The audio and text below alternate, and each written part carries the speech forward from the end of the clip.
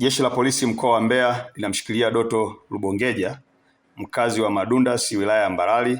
mkoa wa Mbeya, kwa tuhuma za mauaji ya watoto watatu wa familia moja kwa kuwanyonga shingo. Watoto waliouawa ni Petro Amos miaka 8, Samu Amos miaka 6 na Nkamba Amos miaka 4, wote wakazi wa kijiji cha Madundasi. Tukio hilo lilitokea Januari 15, 2026 katika kijiji cha Madundasi, ambapo mtuhumiwa aliwaua watoto hao baada ya kuwakuta peke yao wakichunga ng'ombe eneo la jirani na nyumbani kwao. Baada ya kutekeleza mauaji hayo, aliiba ng'ombe 15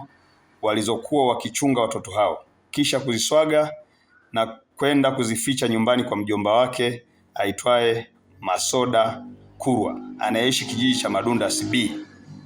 na kuanza kutafuta mteja, ambapo alifanikiwa kuwauza ng'ombe hao na kupata fedha kia taslim shilingi milioni 5,100,000. Kufuatia tukio hilo, Jeshi la Polisi mkoa wa Mbeya kupitia askari wa kuchunguza matukio ya mauaji walianza msako mkali na kufanikiwa kumkamata mtuhumiwa Doto Lubongeja pamoja na mtuhumiwa mwingine aitwaye Masoda Kurwa, ambao walishirikiana kuuza ng'ombe hao.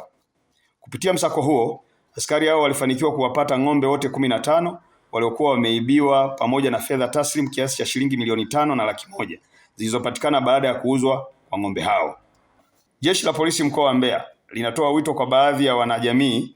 kujiepusha na tamaa za kujipatia mali kwa njia isiyo halali